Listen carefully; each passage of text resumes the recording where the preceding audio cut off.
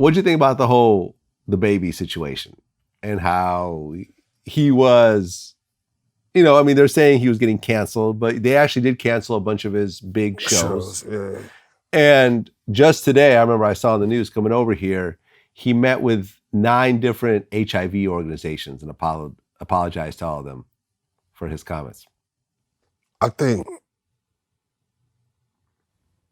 you should stand on what you feel like, cause honestly, like you going to say like, okay, I understand you apologizing, but it's like, at the same time, bro, like you don't apologize for being who you are, bro. Like they're not apologizing for being who they are, like, you know what I mean? Or making you feel like, so it's like, why do you have, like, I don't like how everybody it's like everybody's, if you're gay, your feelings are protected, but if you're not gay, like, you're just like, you're prone to anything. It's like, you can't, like, you want me to respect your views and respect you for who you are, but you can't respect, you don't respect our views and respect us for who we are. Like, it's kind of like a double-edged sword, and it's like, you want our side to be dull while yours is sharp. You keep your side sharp, but you want our side to be dull, like, Well, I mean, to be fair, the gay community definitely has been bashed and ridiculed and so forth, more so than other groups over time. For example, like when you are not part of sort of a minority group, especially a group that has it a bit harder, sometimes much harder than other groups, you can't say, well, what about my feelings? Like for example, I can't say that things are hard for me because I'm white. I can't say, something, it's hard for a white guy in hip hop because, it's primarily a black art form and, being white in hip hop, I'm the minority and it's so hard for me. And it is hard for a white guy in hip hop. I mean, like, it's not like what I'm saying is false. Like, there are aspects of truth to what I'm saying, but me actually coming out and saying it makes me sound ridiculous. But honestly, as a white guy, like I understand that and I would never say that. And whatever trials and hurdles I had to jump over as a white guy in hip hop, it just is what it is. Ultimately, I did well with it and I have a great business. I got 15 employees. Like, I'm cool. I'm not going to complain. I'm not going to cry. But what I'm saying is, no matter how true it is, and yeah, have I not gotten certain opportunities because I'm white and people maybe just not fuck with white people or whatever? Yeah, probably. Definitely. Like, I've seen it happen, but it is what it is. And certain people just can't complain. So you as a straight man can't complain about your feelings of being straight, Yeah.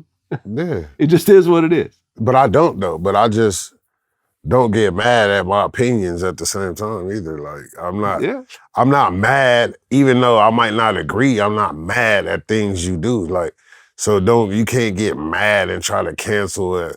If I feel a certain type of way, like, that's just how I feel. Like, I'm not wishing harm on anybody or trying to hurt anybody or, like, you know what I mean? Like, but honestly, like, how you feel is how you feel. Like, so it's like. Yeah, I mean, look, HIV is not a gay disease. No. Right? It's not, it primarily did spread in the 80s to the gay community and the gay bathhouses and stuff like that. I remember I lived in the Bay Area, like all the the gay bathhouses all got shut down during that time because it was spreading so quickly in that community. Who goes to a house to take a bath? Well, because they weren't taking baths, right? they were fucking. It is what it is, right? And I remember I had, it was a Love and Hip Hop guy. I forgot who it was.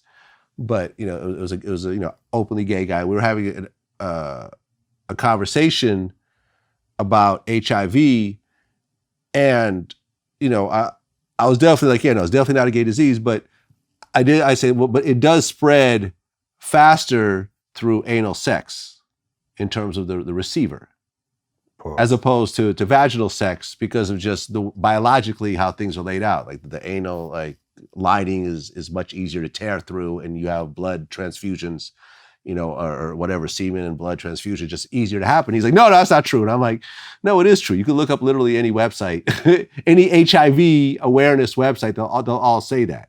You know what I mean? And but that goes, if you have anal sex with a woman, that puts her in the same level of risk as a man having sex with another man. It doesn't matter, so it's not technically gay, but most heterosexual couples have vaginal intercourse as opposed to anal, right? I mean, although it does happen both ways, but it's just not as common, right? That's all I'm saying. That was my point. Not saying that I agree, because I do think he was very ignorant, and I think it was very uncalled for. Like, you know what I mean? If you feel like a lot of things, like, they go back to that, if you can't say nothing nice, don't say nothing at all. Right. Like, it's kind of like one of those situations. It's like, all right, like, it's okay to feel how you feel or have a certain viewpoint or something, but sometimes just keep your feelings to yourself, like, and it just save you a lot of trouble. Like. Yeah, I mean, I think with someone like DaBaby, because I interviewed him right before he blew up, and he blew up very quickly right after that. Not from our interview. I mean, he was dropping music that did well, and I feel like our interview probably helped out as well, to a certain degree. But yeah, he hit the ground running, and he dropped a bunch of big songs. I think Shug was the first song that really did his thing afterwards. And,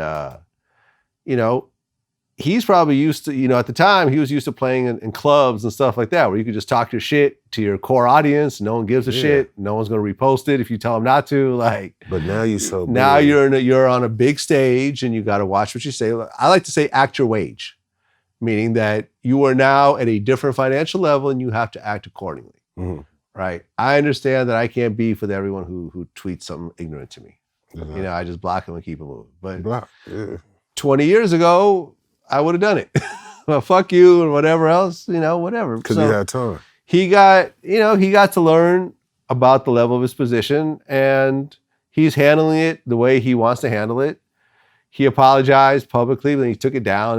He took it down, and now he's meeting with HIV organizations. Like, he probably looked at it and said, a bunch of my shows are getting canceled, so I'd be better off doing this as opposed to standing my ground. But I'll tell you this, I think that when it comes to the short term, apologizing, groveling, kissing ass, whatever you want to do, will benefit you in the short term. I'm not saying that DaBaby is groveling, kissing ass, whatever else, but I'm saying for people in general that this happens to, when they get canceled and they have to somehow make amends in whatever way that they're being forced to, or that they decide to at that moment. In the short term, it will help you out, because certain people that are not fucking with you, whatever else, may turn around and say, okay, we'll fuck with you now because you seem sincere in your apology. But I think that in the long term, it ends up hurting you, because it's now becomes part of your legacy, and you apologizing for something that it seems like you never wanted to apologize for anyway, just becomes part of your story.